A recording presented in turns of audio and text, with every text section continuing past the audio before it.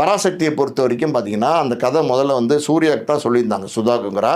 சூர்யாவுக்கு அட்வான்ஸ் எல்லாம் கொடுத்து சூர்யா அந்த கதையை கேட்டு ஓகே நான் நடிக்கிறேன்னு சொல்லியிருந்தாரு. பராசக்தி படத்தினுடைய கதை என்ன அப்படின்னா, இது ஒரு ஹிந்தி எதிர்த்து போராடுற ஒரு நாயகனோட கதை.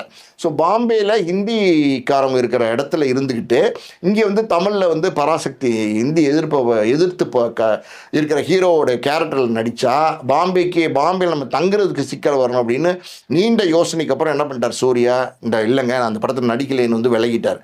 சூர்யா விலகினதுக்கப்புறம் சுதா கொங்கரா இந்த படத்தில் யாரை நடிக்க வச்சா நல்லா இருக்கும்னு யோசிக்கும் போது தனுஷ் சூப்பராக இருப்பார் அப்படின்னு சொல்லிட்டு தனுஷ் அப்ரோச் பண்ணுறாங்க. தனுஷ் இந்த கதையை கேட்டு சூப்பராக இருக்குது நான் பண்ணுறேன், ஆனால் எனக்கு 1.5 வருஷம் வெயிட் பண்ணுங்கள், வேறு 2 படங்கள் இப்போ நான் கமிட் பண்ணியிருக்கேன், அட்வான்ஸ் வாங்கியிருக்கேன், நான் வந்து இதுக்கு நடுவில் இங்கே வர முடியாது.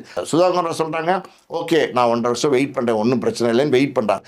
இந்த நேரத்தில் தான் வந்து தனுஷ் வந்து 1.5 வருஷம் வெயிட் பண்ண சொல்லியிருக்கார் சுதா கொங்கராவா அப்படின்னு தெரிஞ்சுக்கிட்டு சிவகார்த்திகேயன் வந்து கரெக்டாக பார்த்தீங்கன்னா சுதா கொங்கரா அப்ரோச் பண்ணி இமீடியட்டாக நான் டேட்ஸ் தரேன், நான் நடித்து கொடுக்குறேன், எனக்கு அந்த படத்தை கொடுங்க, நான் நடிக்கிறேன் அப்படின்னு சொல்லி இந்த பராசக்தி படத்தை வந்து அவர் கமிட் பண்ணிட்டார். இதெல்லாம் ஒரு பக்கம் இருந்தால் கூட சிவகார்த்திகேயனுடைய பழைய மார்க்கெட் இன்னைக்கு இருக்கா அப்படின்னா பழைய மார்க்கெட் இல்லை. ஆரம்பத்தில் சிவகார்த்திகேயன் மேலே ஒரு பெரிய எக்ஸ்பெக்டேஷன் இருந்துச்சு, பெரிய பிஸ்னஸ் இருந்துச்சு, பெரிய ஓப்பனிங் இருந்துச்சு. இது எல்லாமே இப்போ வந்து படிப்படியாக வந்து குறைய ஆரம்பிச்சிச்சு. இதுக்கு காரணம் என்ன அப்படின்னா சிவகார்த்திகேயன் வந்து எப்போவுமே வந்து தனுஷே ஃபாலோ பண்ணுறாரு, தனுஷ் இப்போ போட்டியாளராக நினைக்கிறாரு, தனுஷ் தான் நமக்கு போட்டின்னு நினச்சி அவருடைய ஃபோக்கஸை வந்து கம்மி பண்ண ஆரம்பிச்சிட்டாரு.